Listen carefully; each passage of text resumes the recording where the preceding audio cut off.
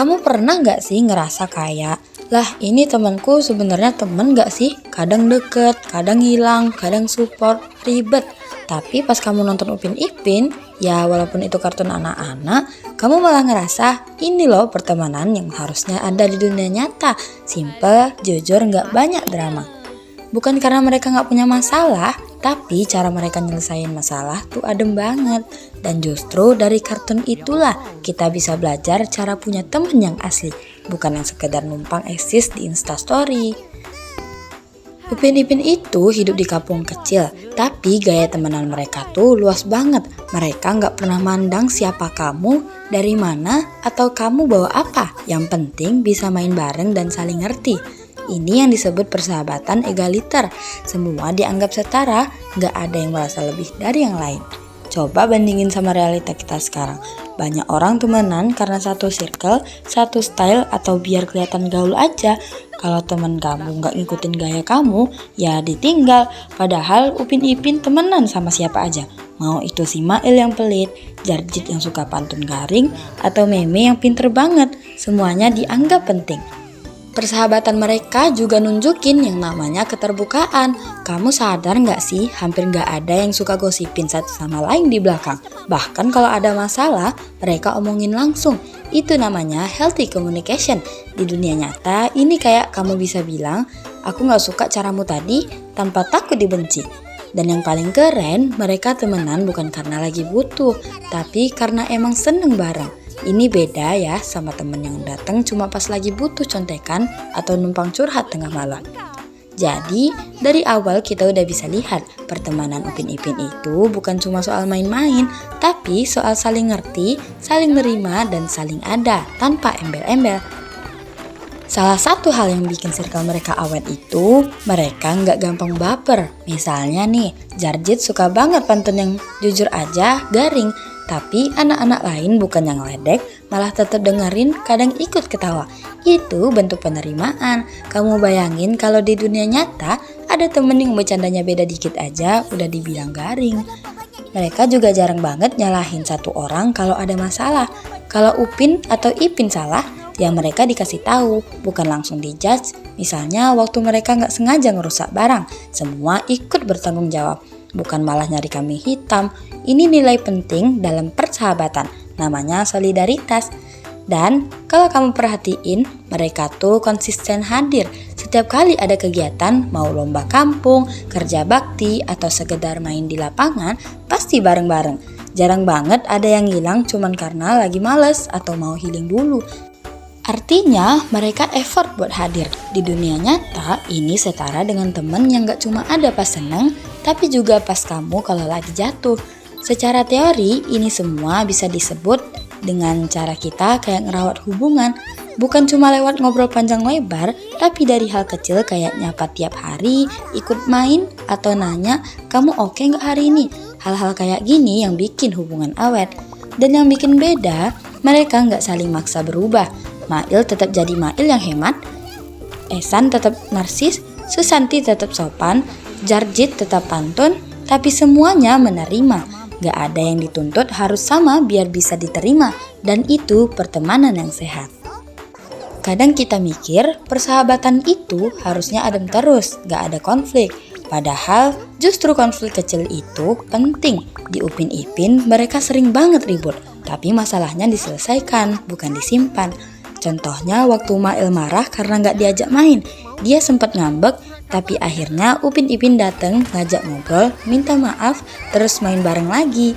Gaya mereka tuh gak lebay, gak perlu drama berlebihan atau story hitam putih segala.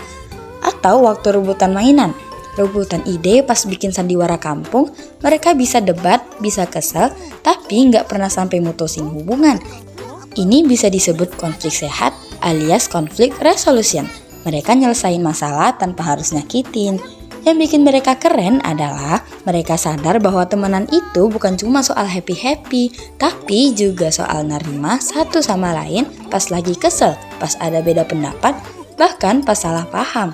Dan mereka tuh belajar buat minta maaf. Simple, tapi susah dilakuin di dunia nyata. Banyak orang lebih milih ngilang daripada bilang, aku salah. Tapi anak-anak di kampung durian runtuh, bahkan yang masih kecil, lebih gentle dari banyak orang dewasa. Intinya mereka ribut, iya, tapi selesai. Gak jadi dendam panjang, gak jadi bahan gibah. Itu yang bikin pertemanan mereka awet dan gak penuh drama. Satu hal yang sering dilupain banyak orang, temenan itu gak cuma soal enak bareng, tapi juga soal tanggung jawab. Nah, di Upin Ipin mereka ini ngajarin banget soal itu. Bukan cuma temenan buat ketawa-ketawa, tapi juga saling bantu dan saling jagain. Misalnya waktu ada acara kampung kayak lomba 17-an atau bersihin surau, semua anak ikut. Gak ada tuh yang pura-pura sibuk atau ngumpet biar gak disuruh. Dan yang paling penting, mereka gak tinggalin satu sama lain. Kalau satu kerja, yang lain bantuin. Kamu perhatiin juga nggak? Waktu Kak Ros minta tolong, mereka biasanya langsung gerak, nggak nunggu disuruh 2 kali, dan temen-temennya juga ikut bantu. Ini bentuk kecil dari rasa tanggung jawab, yang kalau kita bawa ke dunia nyata, bisa bikin circle kita jauh lebih sehat. Di pertemanan mereka, tanggung jawab itu bukan beban, tapi udah jadi kebiasaan. Bahkan kalau ada salah satu dari mereka yang kena masalah, misalnya dimarahin gara-gara rame di kelas, teman-temannya tetap ikut bertanggung jawab, gak ada yang lempar salah. Dan lucunya, mereka tuh bisa kerja sambil ketawa-tawa, ngecat pagar sambil nyanyi, bantu bersihin kampung sambil main, jadi kesannya gak berat, justru malah bonding makin kuat. Itu yang jarang ada sekarang. Banyak orang pengen temenan, asal gak ribet, tapi Upin Ipin ngajarin kalau kamu benar-benar nganggep seorang teman, ya kamu juga harus siap ada di saat susah, gak cuma pas lagi happy doang. Dan kamu sadar gak sih, circle Upin Ipin itu beragam banget. Ada Susanti yang asalnya dari Jakarta, Meme yang etnis Tionghoa, Fizi dan Mail yang beda gaya, sampai Tok Dahlang yang tua tapi tetap nyambung ngobrol. Tapi semuanya rukun, dan itu bukan hal sepele. Kita hidup di dunia yang makin sensitif soal perbedaan. Salah dikit bisa rame, tapi di kampung durian runtuh, anak-anak kecil justru ngajarin kita cara nerima perbedaan tanpa ribut. Gak ada tuh yang diasingin cuma gara-gara beda budaya atau keyakinan. Coba deh ingat waktu Meme ngajarin mereka masak dumpling, atau Susanti ngajak mereka main permainan khas Jakarta. Anak-anak lain excited banget, gak ada yang bilang, ih aneh atau itu bukan budaya kita. Malah saling tukar cerita dan saling belajar. Secara teori ini disebut intercultural tolerance, kemampuan buat berinteraksi sama orang beda latar belakang tanpa kehilangan rasa hormat. Dan jujur aja, itu sesuatu yang banyak orang dewasa masih belum bisa lakuin. Yang keren lagi, mereka gak sekedar toleran, tapi juga kolaboratif. Susanti ikut lomba kampung, Meme ikut diskusi kelas, semua gabung dalam kegiatan yang sama. Itu berarti mereka nggak cuma biarin yang beda, tapi juga libatin yang beda. Bayangin deh, kalau itu diterapin di sekolah atau di circle kamu sekarang, pasti dunia bakal lebih adem. Karena nyatanya kita nggak harus selalu sama buat bisa bareng. Justru dari perbedaan itu kita bisa nemuin warna baru dalam persahabatan. Satu hal yang bikin persahabatan Upin Ipin awet itu karena mereka sering banget ketawa bareng. Dan ketawanya tuh gak fake, gak maksa, memang bener-bener menikmati momen bareng. Bahkan pas halnya receh banget. Contohnya si Jarjit, pantunnya pernah gak masuk akal. Kadang garing banget, tapi tetap ditanggapi. Teman-temannya bukan cuma ketawa, tapi malah nambahin pantun lagi. Itu bentuk apresiasi. Mereka tahu Jarjit itu caranya beda, tapi bukan berarti gak seru. Secara psikologi, ini tuh disebut bonding through humor. Tawa itu bisa nyambungin orang, kadang lebih kuat dari diskusi panjang. Kamu pasti pernah ngerasa teman yang paling bikin nyaman itu bukan yang pinter ngomong, tapi yang bisa bikin kamu ketawa di waktu yang pas. Yang menarik, komedi mereka juga aman, gak ada body shaming, gak ada sindiran toksik, gak pakai ejek-ejekan. Ini penting banget, apalagi buat remaja sekarang. Kadang yang dibilang canda malah jadi luka.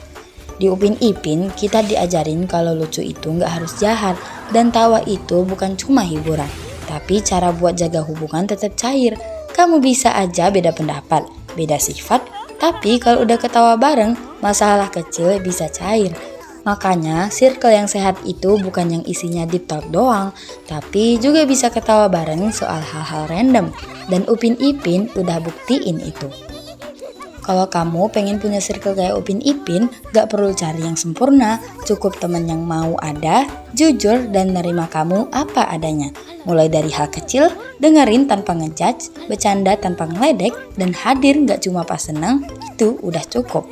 Dan yang paling penting, jangan terlalu sibuk nyari teman yang cocok. Belajar aja buat nerima yang ada, kayak Upin Ipin dan gengnya yang beda-beda tapi tetap lengkap. Upin Ipin ngajarin kita satu hal simpel. Temen itu bukan yang paling banyak gaya, tapi yang paling tahan tinggal. Kalau kamu ngerasa dapat sesuatu dari video ini, pencet like. Tapi kalau kamu ngerasa dapat pelajaran, share ke teman-teman kamu biar makin banyak yang ngerti arti teman sesungguhnya. Sampai jumpa di video selanjutnya. Terima kasih.